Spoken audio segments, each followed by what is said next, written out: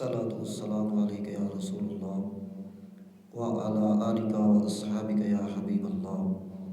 الصلاة والسلام عليك يا رسول الله وعلى آلك وأصحابك يا نبي نور الله.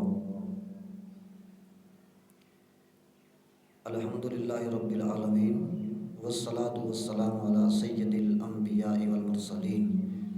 اما بعد فاعوذ باللہ من الشیطان الرجیم. بسم اللہ الرحمن الرحیم. ان اللہ وملائکتہ یصلون علی النبی یا ایھا الذین آمنوا صلوا علیہ وسلموا تسلیما. الصلاۃ والسلام علیک یا رسول اللہ وعلی آلک واصحابک یا حبیب اللہ. ان الذین کفروا وظلموا لم يكن الله ليغفر لهم ولا يهديهم طريقا إلا طريقا جهنم خالدين فيها أبدا وكان ذلك على الله يسيرا.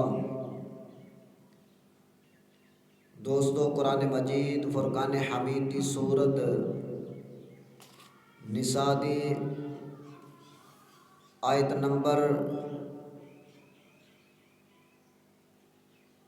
168 اور 169 آپ کے سامنے پڑھنے کا شرف حاصل کر رہا ہوں، جس کا ترجمہ یہ ہے کہ اللہ تبارک و تعالی نے قرآن مجید فرقان حمید میں ارشاد فرمایا کہ بے شک جنہوں نے کفر کیا اور حد سے بڑھے، اللہ ہرگز انہیں نہ بخشے گا، نہ انہیں کوئی راہ دکھائے گا مگر جہنم کا رستہ کہ اس میں ہمیشہ ہمیشہ رہیں گے، اور یہ اللہ کو آسان ہے.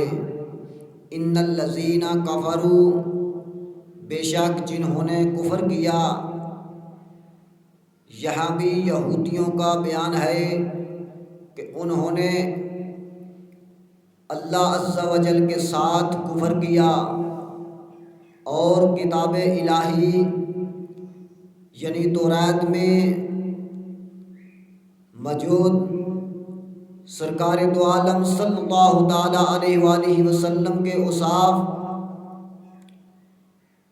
بدل کر اور آپ صلی اللہ تعالی علیہ وآلہ وسلم کی نبوت کا انکار کر کے ظلم کیا. تو ایسے لوگ جب تک اپنے کفر پر قائم رہیں اور کفر پر مریں، ان کی بخشش کی کوئی گنجائش نہیں اور نہ انہیں کسی صحیح راہ کی ہدایت ملے گی. البتہ جہنم کا رستہ ان کے لیے ضرور کھلا ہوا ہے اور وہ بالکل واضح ہو گیا.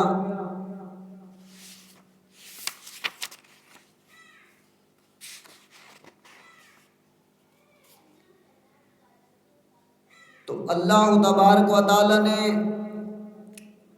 فرمایا کہ جو میرے حبیب صلی اللہ تعالی علیہ وآلہ وسلم کے اوصاف کو بدل کر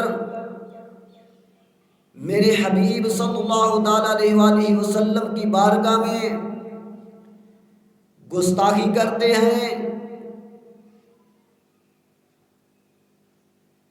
تو وہ پکے کافر ہیں اور ان کی بخشش کی کوئی گنجائش نہیں اور نہ انہیں کسی راہ کی ہدایت ملے گی.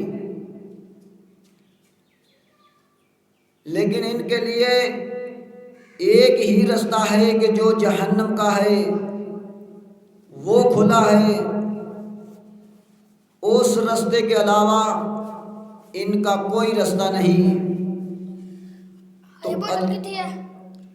اللہ تبارک و تعالی اپنے پیارے حبیب صلی اللہ تعالی علیہ وآلہ وسلم کی گستاخی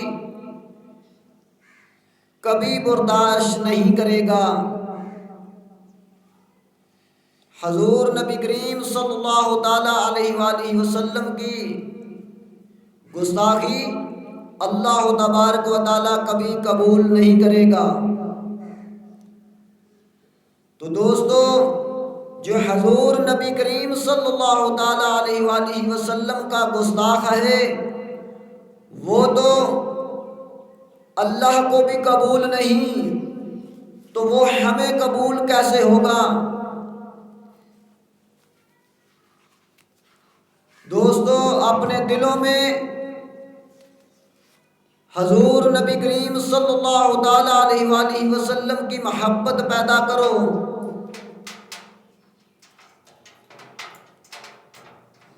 حضور نبی کریم صلی اللہ تعالی علیہ وآلہ وسلم کی محبت پیدا کرو اور ان کا عشق پیدا کرو۔ دعا ہے کہ اللہ تبارک و تعالی حضور نبی کریم صلی اللہ تعالی علیہ وآلہ وسلم کی محبت ہمارے دلوں میں پیدا فرمائے اور قرآن مجید فرقان حمید پر عمل کرنے کی توفیق عطا فرمائے۔